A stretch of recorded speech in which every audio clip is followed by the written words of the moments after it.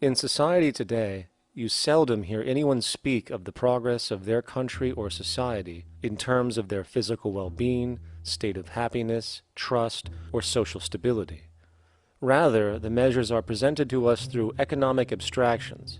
We have the gross domestic product, the consumer price index, the value of the stock market, rates of inflation, and so on. But does this tell us anything of real value as to the quality of people's lives? No, all these measures have to do with the money sequence itself and nothing more. For example, the gross domestic product of a country is a measure of the value of goods and services sold. This measure is claimed to correlate to the standard of living of a country's people. In the United States, healthcare accounted for over 17% of GDP in 2009, amounting to over 2.5 trillion spent, hence creating a positive effect on this economic measure. And based on this logic, it would be even better for the U.S. economy if healthcare services increased more so, perhaps to $3 trillion or $5 trillion, since that would create more growth, more jobs, and hence boasted by economists as a rise in their country's standard of living. But wait a minute, what do healthcare services actually represent? Well, sick and dying people. That's right, the more unhealthy people there are in America, the better the economy. Now, that is not an exaggeration or a cynical perspective. In fact, if we step back far enough, you will realize that the GDP not only doesn't reflect real public or social health on any tangible level, it is, in fact, mostly a measure of industrial inefficiency and social degradation. And the more you see it rise, the worse things are becoming with respect to personal, social, and environmental integrity. You have to create problems to create profit. There is no profit under the current paradigm in saving lives, putting balance on this planet, having justice and peace or anything else. There's just no profit there. There's an old saying, pass a law, create a business, whether you're creating a business for a lawyer or whatever. So, crime does create business, just like destruction creates business in Haiti. We have now roughly 2 million people incarcerated in this country, and of those, many of them are in prisons run by private corporations, Corrections Corporation of America, Wackenhut, who trade their stock on Wall Street based upon how many people are in jail. Now that's sickness, but that is a reflection of what this economic paradigm calls for. So what exactly does this economic paradigm call for? What is it that keeps our economic system going? Consumption. Or more accurately, cyclical consumption. When we break down the foundation of classic market economics, we are left with a pattern of monetary exchange that simply cannot be allowed to stop or even substantially slowed, if the society as we know it is to remain operational. There are three main actors on the economic stage: the employee, the employer, and the consumer. The employee sells labor to the employer for income.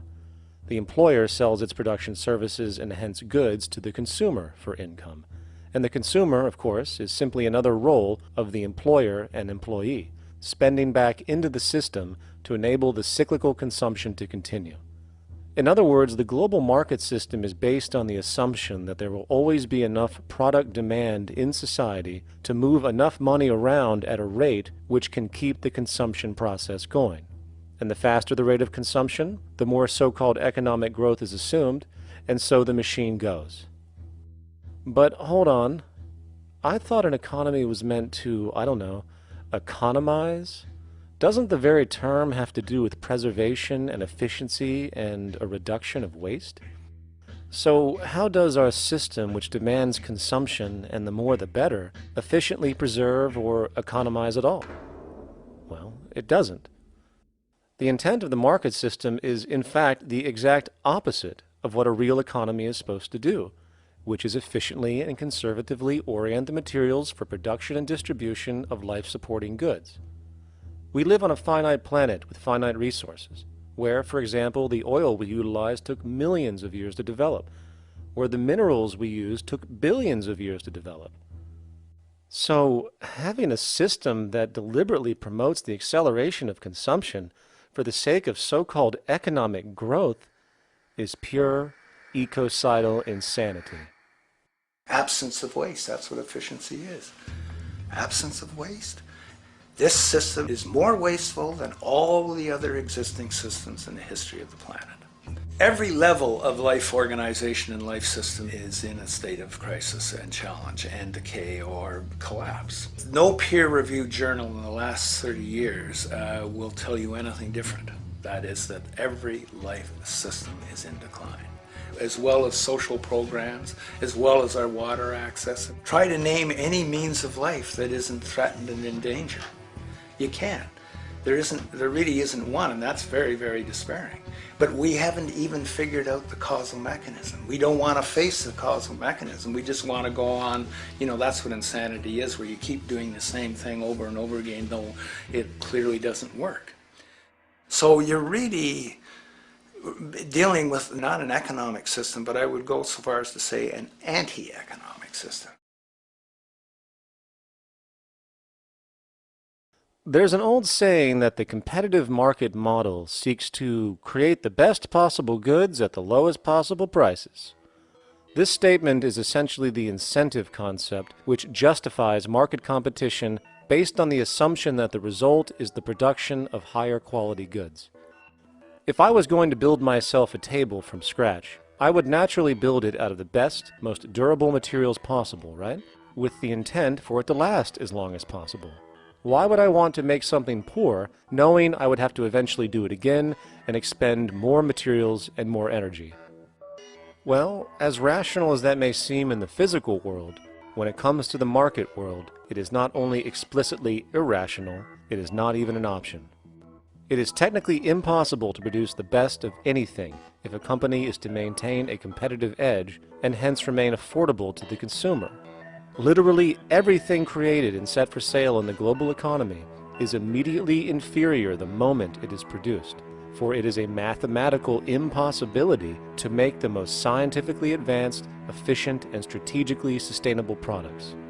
This is due to the fact that the market system requires that cost efficiency, or the need to reduce expenses, exist at every stage of production, from the cost of labor to the cost of materials and packaging, and so on. This competitive strategy, of course, is to make sure the public buys their goods rather than from a competing producer, which is doing the exact same thing to also make their goods both competitive and affordable. This immutably wasteful consequence of the system could be termed intrinsic obsolescence. However, this is only one part of a larger problem. A fundamental governing principle of market economics, one that you will not find in any textbook, by the way, is the following. Nothing produced can be allowed to maintain a lifespan longer than what can be endured in order to continue cyclical consumption. In other words, it is critical that stuff break down, fail, and expire within a certain amount of time. This is termed planned obsolescence. Planned obsolescence is the backbone of the underlying market strategy of every goods-producing corporation in existence. While very few, of course, would admit to such a strategy outright, what they do is mask it within the intrinsic obsolescence phenomenon just discussed, while often ignoring or even suppressing new advents in technology which might create a more sustainable, durable good. So, if it wasn't wasteful enough that the system inherently cannot allow the most durable and efficient goods to be produced, planned obsolescence deliberately recognizes that the longer any good is in operation, the worse it is for sustaining cyclical consumption and hence the market system itself. In other words, product sustainability is actually inverse to economic growth, and hence there is a direct, reinforced incentive to make sure lifespans are short of any given good produced. And in fact, the system cannot operate any other way. One glance at the sea of landfills now spreading across the world show the obsolescence reality. There are now billions of cheaply made cell phones, computers, and other technology, each full of precious, difficult-to-mine materials such as gold, coltan, copper, now rotting in vast piles, usually due to the mere malfunction or obsolescence of small parts, which, in a conservative society, could likely be fixed or updated, and the life of the good extended. Unfortunately, as efficient as that may seem in our physical reality, living on a finite planet with finite resources, it is explicitly inefficient with respect to the market. To put it into a phrase, efficiency, sustainability, and preservation are the enemies of our economic system. Likewise, just as physical goods need to be constantly produced and reproduced regardless of their environmental impact, the service industry operates with an equal rationale. The fact is, there is no monetary benefit to resolving any problems which are currently being serviced. At the end of the day, the last thing the medical establishment really wants is the curing of diseases such as cancer, which would eliminate countless jobs and trillions in revenue. And since we're on the subject, crime and terrorism in this system are good. Well, at least economically, for it is employing police, generating high-value commodities for security, not to mention the value of prisons that are privately owned for profit. And how about war? The war industry in America is a huge driver of GDP, one of the most profitable industries, producing weapons of death and destruction. The favorite game of this industry is to blow things up and then go and rebuild them for profit. We saw this with the windfall billion-dollar contracts made from the Iraq War. The bottom line is that socially negative attributes of society have become positively rewarded ventures for industry, and any interest in problem resolution or environmental sustainability and conservation is intrinsically counter to economic sustainability. And this is why, every time you see the GDP rise in any country, you are witnessing an increase in necessity, whether real or contrived. And by definition, a necessity is rooted in inefficiency. Hence, increased necessity means increased inefficiency. The American dream is based on rampant consumerism. It is based upon the fact that mainstream media, and especially commercial advertising, all corporations who need this infinite growth, have convinced us or brainwashed most people in America, and hence the world, that we have to have X number of material possessions and the possibility of gaining infinitely more material possessions in order to be happy. That's just not true. So why do people continue to buy in this way, which is ultimately eco-genocidal in its systemic effects cumulatively? And it just is classical operant conditioning. You simply put inputs of conditioning into the organism, and you have outputs of desired behaviors or goals or objectives. And it has all the resources of technology. And they boast about how they get into the minds of infants. What they hear is already making them conditioned to the brand. Then you see, well, that's how people have been such fools. In a way, they've been taught to be fools. It's a value system disorder. You know, if there is any testament to the plasticity of the human mind, if there is any proof to how malleable human thought is and how easily conditioned and guided people can become based on the nature of their environmental stimulus and what it reinforces, the world of commercial advertising is the proof. You have to stand in awe at the level of brainwashing where these programmed robots known as consumers wander the landscape only to walk into a store and spend, say, $4,000 on a handbag that likely costs $10 to make in a sweatshop overseas, only for the brand status it supposedly represents in the culture. Or perhaps the ancient communal traditions which increase trust and cohesiveness in society, which have now been hijacked by acquisitive, materialistic values, where now annually we exchange useless crap a few times a year. And we might wonder why so many today have a compulsion to shopping and acquisition, when it is clear that they have been conditioned from childhood to expect material goods as a sign of their status with friends and family. The fact is, the foundation of any society are the values that support its operation, and our society, as it exists, can only operate if our values support the conspicuous consumption it requires to continue the market system.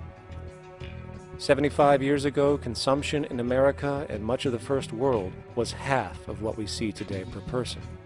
Today's new consumer culture has been manufactured and imposed due to the very real need for higher and higher levels of consumption. And this is why most corporations now spend more money on advertising than the actual process of product creation itself. They work diligently to create a false need for you to fill, and it happens to work. You know, economists are in fact not economists at all. They're propagandists of money value. And you'll find that all their models basically get down to token exchanges that are to the profit of one side or both sides or whatever, but they're completely disconnected from the actually existing world of reproduction. In Ohio, an old man failed to pay his electric bill. You may be familiar with the case. And the electric company turned off the electricity and he died. The reason they turned it off was because it wouldn't have been profitable for them to keep it on because he didn't pay his bill. Do you believe that was right? The responsibility really lies not on the electric company for turning it off, but on those of this man's neighbors and friends and associates who are not charitable enough to enable him as an individual to meet the electric bill. Did I hear that right? Did he just say the death of a man caused by not having money was the responsibility of other people, or in effect charity? Well then, I guess we're going to need a whole lot of infomercials, little miserable coin slot donations for bodega counters, and a bunch of pickle jars for the billion people now starving to death on this planet because of the very system Milton Friedman promotes. Whether you are dealing with the philosophies of Milton Friedman, F.A. Hayek, John Maynard Keynes, Ludwig von Mises, or any other major market economist, the basis of rationale rarely leaves the money sequence. It is like a religion. Consumption analysis, stabilization policies, deficit spending, aggregate demand. It exists as a never-ending, self-referring, self-rationalizing circle of discourse where universal human need, natural resources, or any form of physical life-supporting efficiency is ruled out by default and replaced by the singular notion that humans seeking advantage over each other for money alone, motivated by their own narrow self-interest, will magically create a sustainable, healthy, balanced society. There is no life coordinate in this whole theory, this whole doctrine. What are they doing? What are they doing? What they're doing is tracking money sequences. That's all it is tracking money sequences, presupposing everything that matters. One, that there's no life coordinates. Wow, no life coordinates. Two, that all the agents are self-maximizing preference seekers. That is, they think of nothing other than themselves and what they can get most for themselves. That's the notion, that's the ruling notion of rationality. Self-maximizing choice. And the only thing that they're interested in self-maximizing is money or commodities. Well, where does social relations come in? It doesn't, except in the exchange to self-maximize. Where do our natural resources come in? They don't, except to exploit. Where does the family come in as being able to survive? It doesn't. They have to have money in order to purchase any good. Well, shouldn't an economy deal somewhere with human need? Isn't that what the fundamental issue is, to satisfy human needs? Oh, need isn't even in your lexicon. You dissolve it into wants. And what is a want? That means money demand that wants to buy. Well, if it's money demand that wants to buy, it's got nothing to do with need, because it may be the person has no money demand and desperately needs, say, water supply. Or it may be money demand wants a gold toilet seat. Well, where does it all go? To the gold toilet seat. And you call this economics? Like, it's really, when one thinks of it, it's got to be the most bizarre delusion in the history of human thought. Now, so far we have focused on the market system, but this system is actually only one half of the global economic paradigm. The other half is the monetary system. While the market system deals with the interaction of people gaming for profit across the spectrum of labor, production, and distribution. The monetary system is an underlying set of policies set by financial institutions which create conditions for the market system, among other things. It includes terms we often hear, such as interest rates, loans, debt, the money supply, inflation, etc.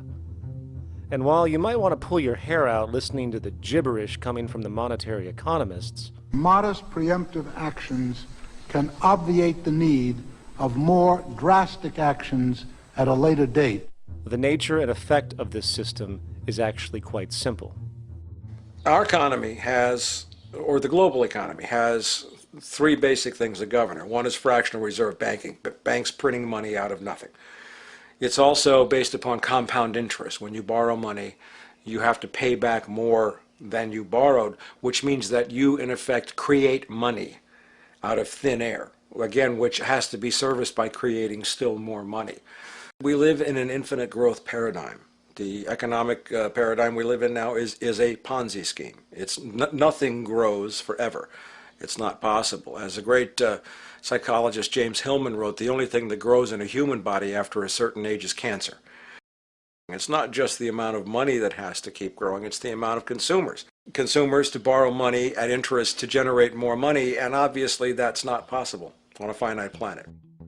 People are basically vehicles to just create money, which must create more money to keep the whole thing from falling apart, which is what's happening right now.